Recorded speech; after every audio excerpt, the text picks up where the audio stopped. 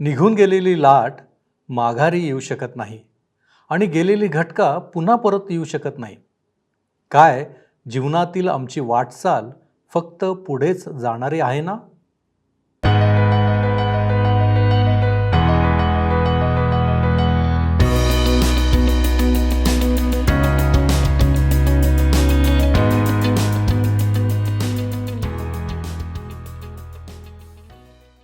प्रिय बंधू आणि भगिनींनो, आपला तारणारा प्रभू येशू ख्रिस्त याच्या नावात आपल्या सर्वांचे उपासना कार्यक्रमात हार्दिक स्वागत. प्रियानो, जेव्हा सर्व काही सुरळीत आणि व्यवस्थित चालू असते, त्या ठिकाणी कोणी ना कोणीतरी काही समस्या निर्माण करीत असतो आणि असे लोक पुढे वाटचाल करण्याऐवजी माघारी वळतात.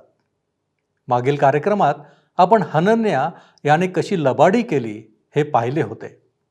याचा उर्वरित भाग प्रथम पाहू. नंतर प्रेषितांनी कोणती अद्भुते केली आणि त्यांना पुन्हा न्यायसभेसमोर कसे यावे लागले हे आपण आजच्या अध्ययनात पाहणार आहोत. तर मग चला प्रियांनो, आपण आपल्या अध्ययनाची सुरुवात करूया. श्रोत्यानो, प्रेषितांची कृत्ये ह्याच्या 5व्या अध्यायाला आम्ही सुरुवात केली आहे. जर आपणाजवळ नवीन करार आहे तर प्रेषितांची कृत्ये 5वा अध्याय अवश्य उघडा. मागच्या अध्ययनात आम्ही पाहिले की पहिल्या मंडळीत कशा प्रकारे पाप शिरले आणि मंडळीत जी शिस्त होती ती जाऊन बेशिस्तपणा त्या ठिकाणी कसा आला. सुरुवातीच्या मंडळीची आध्यात्मिक पातळी फार उंच होती, परंतु ती पातळी तशीच राहिली नाही. काही कारणास्तव लोकांच्या स्वार्थी भावनेमुळे आणि लबाडीमुळे मंडळीमध्ये ती आध्यात्मिक पातळी खाली जाऊ लागली. आम्ही पाहिले की जे प्रभूवर विश्वास ठेवणारे होते त्यांनी देवाशी व पवित्र आत्म्याशी कशा प्रकारे लबाडी केली. त्या दोघांचे नाव होते हनन्या आणि सपिरा, आणि त्यांच्या ह्या लबाडीमुळे त्यांचा नाश झाला. नंतर आम्ही पाहिले की मंडळीचा छळ चालू असतानाही प्रेषितांच्याद्वारे आत्म्याकरवी पुष्कळ चिन्हे आणि अद्भुते घडत होती आणि विश्वास ठेवणाऱ्या स्त्रिया पुरुषांचा समुदाय वाढतच होता.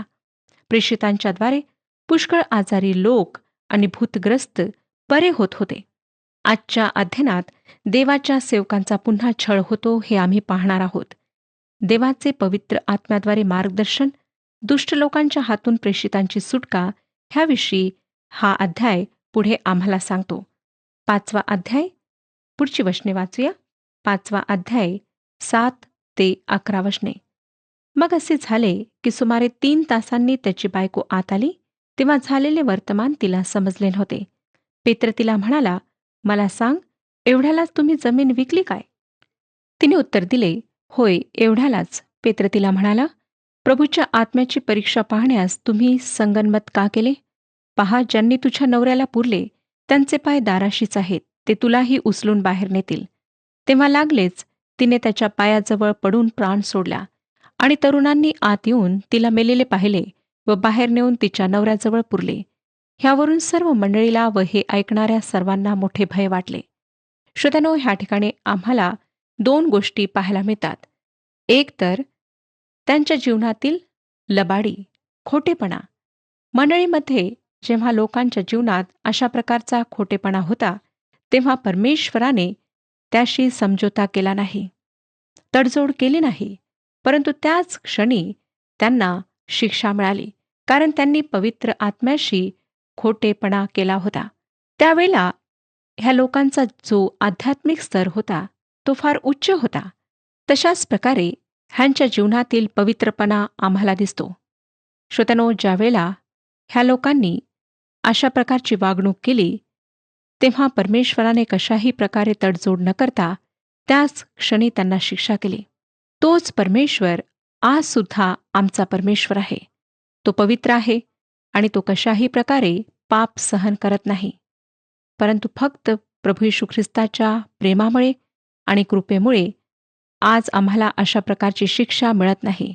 परंतु लक्षात ठेवा श्रोत्यानो, पवित्र वचन आम्हाला फार स्पष्टपणे सांगतं की पवित्र आत्म्याला खेदित करू नका. जे काही पवित्र आत्म्याच्या विरुद्धात आम्ही करू, जे पाप आम्ही पवित्र आत्म्याच्या विरुद्धात करू, त्याची आम्हाला कधीही क्षमा होणार नाही. मंडळीमध्ये जीवनाची पवित्रता होती. हनन्ना आणि सफीरा जरी त्यांचे तारण झाले होते, तरी ते पवित्र आत्म्याशी खोटे बोललेत. त्यामुळे त्यांना विश्वासणाऱ्यांच्या जमावातून दूर करण्यात आले, काढून टाकण्यात आले. ज्या पापाचा दंड मृत्यू आहे, ते पाप त्यांनी केले होते. योहानाचे पहिले पत्र 5वा अध्याय आणि 16वं वचन सांगतं, ज्याचा परिणाम मरण नाही असे पाप करिताना आपल्या बंधूला कोणी पाहिले, तर त्याने त्याच्याकरिता देवाजवळ मागावे, तो त्याला जीवन देईल. अर्थात ज्याचा परिणाम मरण नाही असे पाप करणाऱ्यास तो देईल. ज्याचा परिणाम मरण आहे असेही पाप आहे, आणि ह्याविषयी मागावे असे मी म्हणत नाही. हनन्या आणि सपीराने जे पाप केले त्याचा परिणाम मरण होता. प्रारंभीच्या मंडळीमध्ये असल्या प्रकारचे पाप राहू शकले नाही. मंडळीमध्ये गडबडी होती आणि अनुशासनाची आवश्यकता होती. तरीसुद्धा श्रोत्यानो, ह्या अनुभवानंतर मंडळी आधीप्रमाणे शुद्ध आणि पवित्र राहिली नाही. आतापर्यंत त्यांच्या सर्व वस्तू सामायिक होत्या. ह्या घटनेने त्यांना धुळीस मिळवले. ह्याबद्दल आम्ही पुढच्या अध्यायात विचार करणार आहोत. संपूर्ण मंडळीवर भय पसरले. ज्यांनी ह्या घटनेविषयी ऐकले ते सुद्धा भयभीत झालेत. परमेश्वराचे सामर्थ्य मंडळीमध्ये कार्य करणार आणि अनेक लोक तारण पावणार, तरी सुद्धा मंडळी ज्याप्रमाणे आरंभी शुद्ध आणि निर्मल होती, पवित्र होती, तशी पुन्हा कधीच राहिले नाही. दुसरी जी गोष्ट आम्हाला दिसते ती म्हणजे शिमोन पेत्राची आध्यात्मिक तीक्ष्ण विवेकदृष्टी. ती आज आम्हाला मंडळांमध्ये, देवाच्या सेवकांमध्ये आढळत नाही. आज अनेक लोक दावा करतात की आम्हाला तीक्ष्ण दृष्टी प्राप्त झाली आहे, परंतु ते ढोंगी आहेत. असे लोक संस्थेचे पुढारी आहेत. ते मंडळ्या चालवतात. श्रोत्यानो, जर अशा लबाड बोलणाऱ्या लोकांना हनन्या आणि सफीराप्रमाणे जर मारण्यात आले असते, तर आम्हाला प्रतिदिवशी अनेक लोकांना कब्रस्तानात न्यावे लागले असते. आता पुढे 12 ते 14 वचने वाचूया. 5वा अध्याय 12 पासून 14 वचने. प्रेषितांच्या हातून लोकांमध्ये पुष्कळ चिन्हे व अद्भुते घडत असत, आणि ते सर्व एक चित्ताने शल्मोनाच्या देवडीत जमत असत. आणि त्यांच्या सामील होण्यास इतर कोणाचे धैर्य होत नसे, तरी लोक त्यांना थोर मानित असत. विश्वास ठेवणारे पुष्कळ पुरुष व स्त्रिया ह्यांचे समुदाय प्रभूला मिळत गेले. प्रेषितांना ज्या देणग्या प्राप्त झाल्या होत्या त्यांचा ते उपयोग करीत होते. बरे करण्याचे आणि चिन्ह चमत्कार दाखविण्याचे दान प्रेषितांना प्राप्त झाले होते. त्यांनी लोकांमध्ये बरेच चिन्ह व चमत्कार दाखविलेत. अनुशासनाने सर्व लोकांवर भीतीचे दडपण आणले आणि जागृती थांबली. त्यांच्यात सामील होण्यास लोकांची हिंमत होत नसे, तरीसुद्धा बरेच असे लोक होते ज्यांचे तारण झाले. अनेक विश्वासणाऱ्यांचा परमेश्वराच्या राज्यात प्रवेश झाला. आम्हाला माहीत आहे श्रोत्यानो की इसवी सन 300 मध्ये लाखो लोक येशू ख्रिस्ताकडे वळलेत. 15 आणि 16 वचने सांगतात, इतके की लोक दुखणेकऱ्यांना रस्त्यात आणून पलंगावर आणि खाटांवर ठेवीत, ह्यासाठी की पेत्र येत असता त्याची सावली तरी त्यांच्यातील काही जणांवर पडावी.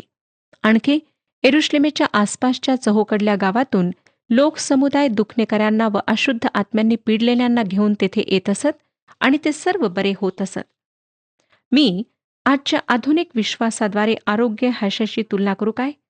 आधुनिक आरोग्य देणारे लोक, त्यांच्याकडे जितके लोक येतात त्या सर्वांना आरोग्य प्राप्त होत नाही. काय आपण हे कधी लक्षात घेतले का? श्रोत्यानो, प्रेषितांना चिन्हे व अद्भुते घडविण्याचे दान होते. लोक बरे होत असत. सगळे लोक बरे होत असत. प्रत्येक जण बरा होत असे. त्यांनी सर्व दवाखाने खाली केलेत. हे आरंभीच्या मंडळीला प्राप्त झालेले सामर्थ्य होते. हे स्मरणात ठेवावे लागेल की त्या काळी लिखित नवा करार नव्हता. मंडळी येशू ख्रिस्तावर स्थापित झाली. तो कोण शिला होता आणि प्रेषित येशू ख्रिस्ताचे साक्षीदार होते. चिन्ह आणि अद्भुत करण्याचे दान त्यांना ह्यासाठी देण्यात आले होते की त्यांनी ही वस्तुस्थिती जाहीर करावी, हे सत्य प्रगट करावे की ते परमेश्वराच्या अधिकाराने बोलतात. आज श्रोत्यानो, लिखित नवीन करार आमचा अधिकार आहे. आता आपण पुढे पाहणार आहोत की देवाच्या सेवकांचा पुन्हा छळ सुरू होतो. देवाचे पवित्र आत्म्याद्वारे मार्गदर्शन, दुष्ट लोकांच्या हातून प्रेषितांची सुटका, ह्याविषयी आम्ही आता पाहणार आहोत. 17 आणि 18 वचने सांगतात, तेव्हा प्रमुख याजक व त्याच्याबरोबर असलेले सर्व सद्दूक पंथी मत्सराने उठले आणि त्यांनी प्रेषितांना अटक करून तुरुंगात घातले. लक्षात घ्या श्रोत्यानो की येथे सदुकी मत्सराने पेटले आहेत. येशूच्या विरुद्ध कट करणारे परुषी होते, परंतु आता सदुकी पहिल्या मंडळीचा छळ करण्यास सुरुवात करीत आहेत. प्रेषितांना दुसऱ्यांदा अटक करून तुरुंगात टाकल्या जाते. 19 आणि 20 वचने. परंतु रात्री प्रभूच्या दूताने तुरुंगाचे दरवाजे उघडले व त्यांना बाहेर आणून म्हटले, जा आणि मंदिरात उभे राहून ह्या जीवनाचा सर्व संदेश लोकांना सांगा. येथे आम्हाला दिसतं की येशू ख्रिस्त त्याच्या आत्म्याद्वारे दूतांच्या करवी सेवकांच्या कार्यामध्ये मार्गदर्शन करीत आहे. जुन्या करारात प्रभूचा दूत दुसरा तिसरा कोणी नसून येशू ख्रिस्ताचे देहधारी होण्याआधीचे रूप होते. तो दूत देहधारी होण्याआधीचा येशू ख्रिस्त होता. परंतु येशू ख्रिस्त आता गौरवशाली होऊन परमेश्वराच्या उजवीकडे बसला आहे, जो त्याच्या शिष्यांच्या सर्व कार्यांमध्ये त्यांचे मार्गदर्शन करीत आहे, परंतु पवित्र आत्म्याच्याद्वारे. बरेचदा आम्हाला त्याचे मार्गदर्शन लाभत नाही. ह्याची कारणे म्हणजे प्रेषितांप्रमाणे आमचे पूर्ण समर्पण आम्ही प्रभूच्या हातात केलेले नसते. आमचा विश्वास प्रभू येशू ख्रिस्तावर जितका दृढ असायला हवा तितका राहत नाही. त्याचा स्वीकार अंतःकरणात आम्ही पूर्णपणे केलेला नसतो. त्याच्या इच्छेप्रमाणे वागण्यास आणि चालण्यास आम्ही तयार होत नाही. म्हणून श्रोतांनो, अनेकदा आम्हाला प्रभूचे मार्गदर्शन जीवनात प्राप्त होत नाही. ह्या ठिकाणी जो प्रगट झाला तो प्रभू येशू ख्रिस्त नाही, परंतु एक स्वर्गदूत होता.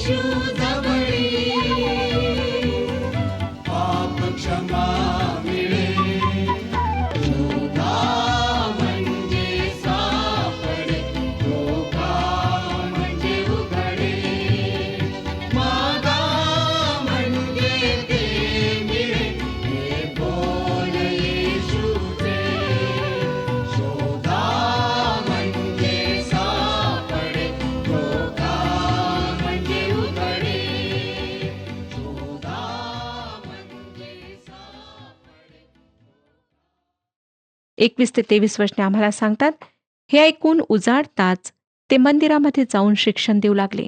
इकडे प्रमुख याजक व त्याच्याबरोबर जे होते त्यांनी येऊन न्यायसभा व इस्रायल लोकांचे संबंध वडील मंडळ एकत्र बोलावले आणि त्यांना आणावयास बंदीशाळेकडे पाठविले. पण तिकडे गेलेल्या शिपायांना ते तुरुंगात सापडले नाहीत. म्हणून त्यांनी परत येऊन सांगितले की बंदीशाळा चांगल्या व्यवस्थेने बंद केलेली आणि दरवाजापाशी पहारेकरी उभे राहिलेले आम्हाला आढळले. परंतु तुरुंग उघडल्यावर आम्हाला आत कोणी सापडले नाही. श्रोत्यानो, ख्रिस्ताच्या पुनरुत्थानासमयी जे घडले तशाच प्रकारचे काही ह्यावेळी घडले. येशू ख्रिस्ताने कबरेतून बाहेर यावे म्हणून ती धोंड दूर लोटण्यात आली नव्हती. ती धोंड दूर होण्याआधीच तो बाहेर आला होता. जे बाहेर होते ना श्रोत्यानो, त्यांनी आत जावे म्हणून धोंड दूर झालेली होती. तीच गोष्ट ह्या ठिकाणी होत आहे. शिष्यांनी बाहेर यावे म्हणून दरवाजे उघडले नव्हते, परंतु ते दरवाजे उघडण्याआधीच बाहेर आले होते. 24 ते 28 वचने पहा काय सांगतात. हे वर्तमान ऐकून ह्याचा काय परिणाम होईल ह्याविषयी मंदिराचा सरदार व मुख्य याजक घोटाळ्यात पडले. इतक्यात कोणीतरी येऊन त्यांना असे सांगितले की पहा, ज्या माणसांना तुम्ही तुरुंगात ठेवले होते ते तर मंदिरात उभे राहून लोकांना शिक्षण देत आहेत. तेव्हा सरदाराने शिपायासह जाऊन त्यांना जुलूम न करिता आणले, कारण लोक आपणाला दगडमार करतील असे त्यांना भय वाटत होते. त्यांनी त्यांना आणून न्यायसभेपुढे उभे केले. तेव्हा प्रमुख याजकाने त्यांना विचारले, ह्या नावाने शिक्षण देऊ नका असे आम्ही तुम्हाला निक्षून सांगितले होते की नाही? तरी पहा, तुम्ही आपल्या शिकवणीने येरुशलेम भरून टाकले आहे आणि ह्या मनुष्याच्या रक्तपाताचा दोष आम्हावर आणू पाहत आहात. श्रोत्यानो, लोक प्रेषितांचे ऐकत होते. ते उत्तम साक्षीदार होते. ते खरे मिशनरी होते. येशूने म्हटले की शुभवर्तमान प्रथम येरुशलेममध्ये पोहोचायला हवे आणि ते साक्षात रूपाने पूर्ण झाले हे आम्ही पाहिले. कारण ह्या लोकांनी म्हटले की पहा, तुम्ही आपल्या शिकवणुकीने येरुशलेम भरून टाकले आहे. श्रोत्यानो, ह्या प्रेषितांमध्ये कमालीचे धैर्य होते, हिंमत होती आणि त्यांचा दृढ संकल्प होता. 29 वचन. परंतु पेत्राने व इतर प्रेषितांनी उत्तर दिले, आम्ही मनुष्यांपेक्षा देवाची आज्ञा मानली पाहिजे. हे प्रेषित त्यांच्या प्रभूने व स्वामीने जे त्यांना कराव्यास सांगितले त्याचे पालन करीत होते. ती आज्ञा पाळीत होते, पूर्ण करीत होते. विश्वासणाऱ्यांना सांगण्यात आले आहे की त्यांनी अधिकाऱ्यांच्या अधीन असावे. परंतु श्रोत्यानो, जेथे परमेश्वराच्या आज्ञांविषयी तडजोडीचा प्रश्न उद्भवतो तेथे आम्ही अधिकाऱ्यांचे ऐकायला नको, परंतु आम्ही परमेश्वराची काय इच्छा आहे, त्याची काय आज्ञा आहे ती मानायला हवी, ती ऐकायला हवी. 30 वचन. ज्या येशूला तुम्ही खांबावर टांगून मारले त्याला आपल्या पूर्वजांच्या देवाने उठविले. प्रभू येशूला त्या ओबडधोबड खांबावर क्रुसावर टांगण्यात आले होते. त्याचा वधस्तंभ चांगला पॉलिश केलेला नव्हता, ओबडधोबड होता. 31 आणि 32 वचने, 5 अध्याय 31 आणि 32. त्याने इस्रायलाला पश्चाताप व पापांची क्षमा ही देणगी देण्याकरिता देवाने त्याला आपल्या उजव्या हाताशी अधिपती व तारणारा असे उच्चपद दिले. ह्या गोष्टींविषयी आम्ही साक्षी आहोत आणि देवाने आपल्या आज्ञा पाळणाऱ्यांना जो पवित्र आत्मा दिला तोही साक्षी आहे. अद्यापही हा संदेश येरुशलेममधील इस्रायल राष्ट्रासाठी आहे आणि तो आमच्यासाठी सुद्धा आहे. 33 आणि 34 वचने.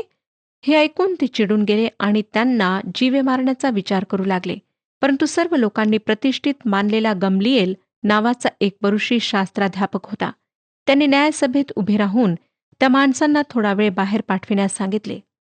श्रोत्यानो, पेत्राचे उत्तर ऐकून अधिकारी चिडून गेले होते आणि प्रेषितांना जीवे मारण्याचा प्रयत्न करू लागले. अशा वेळेस प्रभूने गमलिएलला उभे केले. तो फार प्रतिष्ठित व मान्यता पावलेला व्यक्ती होता. तो प्रेषित पौलाचा गुरु होता. पौलाने त्याच्याच हाताखाली शिक्षण घेतले होते. 35 ते 38 वचने. मग तो त्यांना म्हणाला, अहो इस्रायल लोकांनो, तुम्ही ह्या माणसांचे काय करणार ह्याविषयी जपून असा. कारण काही दिवसांपूर्वी थुदास हा पुढे येऊन मी कोणीतरी आहे असे म्हणू लागला. त्याला सुमारे 400 माणसे मिळाली. तो मारला गेला आणि जितके त्याला मानित होते त्या सर्वांची दानादान होऊन ते नाहीसे झाले. त्याच्या मागून गालिलकर यहुदा नावानिशी होण्याच्या दिवसात पुढे आला व त्याने पुष्कळ लोकांना फितवून आपल्या नादी लावले. त्याचाही नाश झाला व जितके त्याला मानित होते त्या सर्वांची पांगापांग झाली. म्हणून मी तुम्हाला आता सांगतो, ह्या माणसांपासून दूर राहा व त्यांना जाऊ द्या, कारण हा बेत किंवा हे कार्य मनुष्याचे असल्यास नष्ट होईल.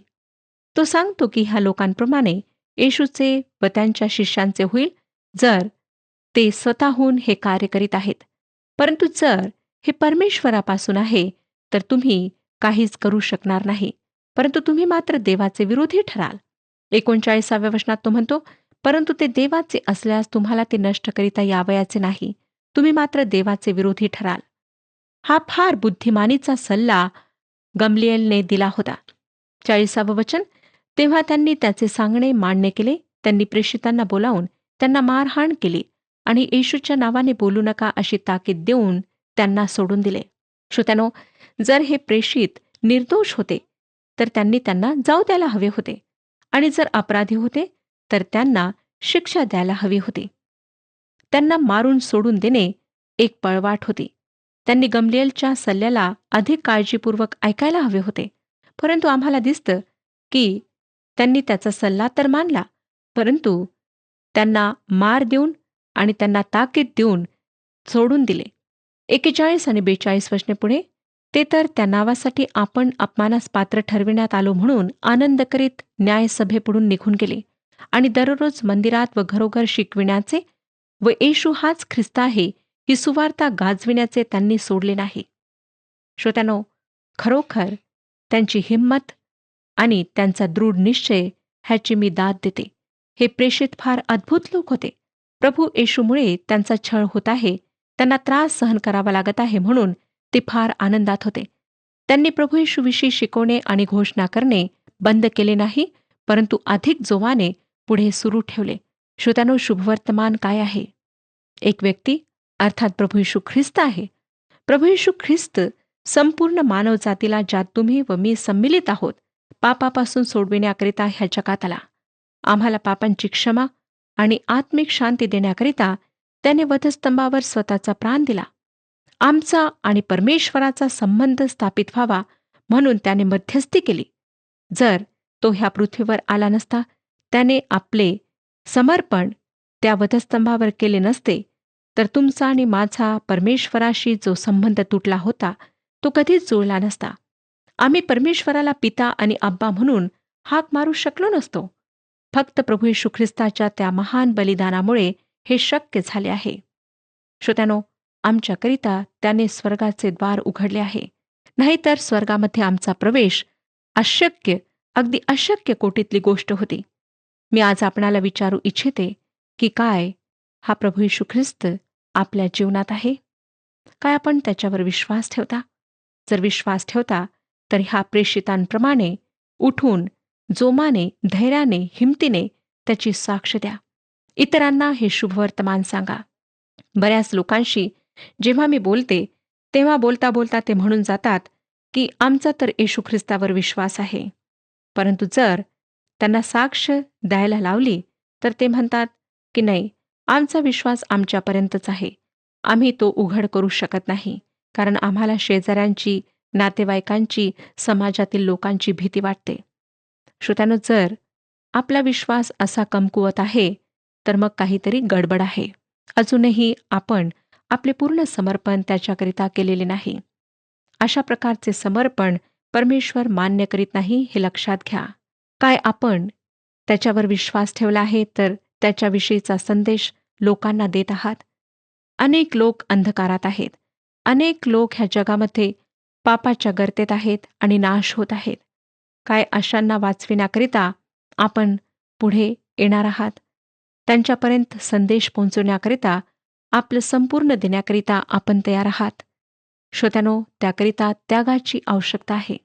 जर आपण म्हणाल की असं केल्याने माझा छळ होईल, लोक माझी छीथू करतील, मला कोणी मित्र राहणार नाहीत, तर मी आपल्याला सांगू इच्छिते की आपण स्वतःला आणि स्वतःच्या प्रतिष्ठेला अधिक महत्त्व देत आहात. आपणाकरिता येशू ख्रिस्त महत्त्वाचा नाही, आपणाकरिता लोकांना वाचवणे महत्त्वाचे नाही.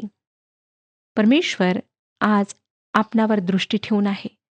तो आपलं परीक्षण करीत आहे की आपलं जे समर्पण आहे ते तात्पुरते आहे किंवा त्यामध्ये दृढ निश्चय आहे. श्रोत्यानो, परमेश्वराची हीच इच्छा आहे की ज्या कोणी येशू ख्रिस्तावर विश्वास ठेवला आहे, ज्यांनी तारण प्राप्त केलेलं आहे, ज्यांना हा अनुभव आलेला आहे, त्यांनी चूप राहू नये, परंतु संपूर्ण जगात जाऊन ह्या संदेशाची घोषणा करावी. लोकांना त्या भयंकर अशा अग्नीतून बाहेर काढावे. ही तुमची आणि माझी जबाबदारी आहे. ही जबाबदारी आम्हाला पार पाडायची आहे. कारण श्रोत्यांनो, लवकरच प्रभू येशू ख्रिस्त त्याच्या लोकांना घेण्याकरिता येणार आहे. दिवस फार वाईट आहेत. उद्या काय होईल आम्हाला माहीत नाही. परंतु जेव्हा आमच्याजवळ स्वतंत्रता आहे, आमच्याजवळ संधी आहे, तेव्हा आम्ही हे शुभवर्तमान गाजवण्याचे कार्य सुरू ठेवावे. प्रेषितांच्या जीवनातून आम्ही हेच पाहतो की प्रभू येशूच्या नावासाठी आम्ही अपमानास पात्र ठरलो. आमचा छळ होत आहे म्हणून ते आनंद करीत होते. ते लोकांना घाबरले नाहीत किंवा त्यांनी घाबरून जाऊन स्वतःला एखाद्या खोलीत बंद करून घेतले नाही. परंतु उघडपणे अगदी सर्वांच्या देखत त्यांनी शुभवर्तमान प्रसाराचे कार्य सुरू ठेवले. वचन 42 आम्हाला सांगतं की दररोज मंदिरात व घरोघर शिकविण्याचे व येशू हाच ख्रिस्त आहे ही सुवार्ता गाजविण्याचे त्यांनी सोडले नाही. आणि ह्या सर्व गोष्टींचा मोबदला त्यांना काय मिळाला? ह्याचा परिणाम काय झाला? तर श्रोत्यांनो, त्यांची कत्तल करण्यात आली. भयंकर वाईट रीतीने त्यांना मारण्यात आले. त्यांचा भयंकर छळ करण्यात आला. परंतु त्यांच्याकरिता स्वर्गात एक मुकुट ठेवण्यात आलेला आहे, जो आम्हा सर्वांच्या देखत, जे आम्ही त्यावेळी स्वर्गात असू, आम्हा सर्वांच्या देखत त्यांना तो प्राप्त होणार आहे.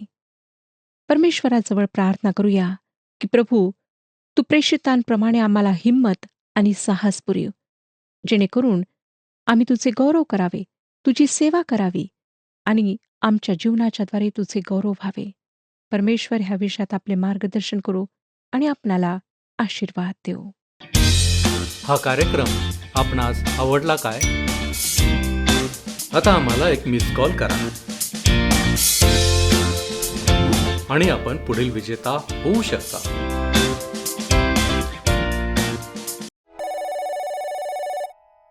प्रियांनो, माझी खात्री आहे की आजचे अध्ययन आपणा सर्वांसाठी लाभदायक ठरले असेल आणि निश्चित आपण सर्वांनी यातून धडा घेतला असेल.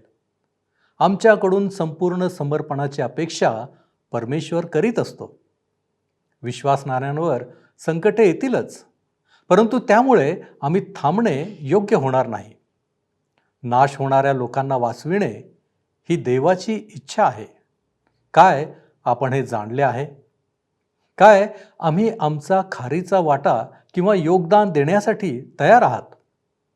आम्ही कार्य करावे ही देवाची इच्छा आहे. जीवनातील आमची वाटचाल पुढे जाणारी आहे की माघारी येणारी? आपण आत्मपरीक्षण करूया. आपण प्रार्थना करूया. सर्वसमर्थ आमच्यावरती दया आणि कृपा करणाऱ्या महान परमेश्वरा, आम्ही तुझी लेकरं या नात्याने पुन्हा एक वार तुझ्या चरणापाशी आलेलो आहोत. प्रभूजी, तू आम्हाला जाणणारा ओळखणारा देव आहेस. आणि होय परमेश्वरा, आम्ही तुझ्याशी लबाडी करू नये ही तुझी इच्छा आहे. परंतु प्रभूजी, आम्ही आमच्या जीवनामध्ये वेळोवेळी आम्ही लबाडी करतो. आणि प्रभूजी, आम्ही आमच्या स्वतःवरती सर्व प्रकारचे त्रास, संकट ओढवून घेतो. परंतु बापा, आज आम्ही तुझ्याकडे विनंती करतो, ज्या गोष्टी तू आज आम्हाला दाखवल्यास, ज्या गोष्टी तू आज आम्हाला शिकवल्यास, होय प्रभूजी, सर्व गोष्टी तुला कळतात, तुला ठाऊक आहेत. आणि म्हणूनच प्रभूजी, आम्ही कोणत्याही गोष्टी तुझ्यापासून लपवू नयेत आणि बापा, आम्ही तुझ्यापासून दूर जाण्याचा प्रयत्न करू नये. म्हणून आम्ही स्वतःला तुझ्या पवित्र हातामध्ये सोपवतो. तो आमचा ताबा घे, आम्हाला आशीर्वादित कर. येशू ख्रिस्त आमचा प्रभू याच्याद्वारे मागतो म्हणून तो ऐक. आमेन. प्रभूमध्ये श्रम करा आणि ख्रिस्ताच्या प्रसन्नतेस उतरा. प्रभूची शांती आपणाबरोबर असो.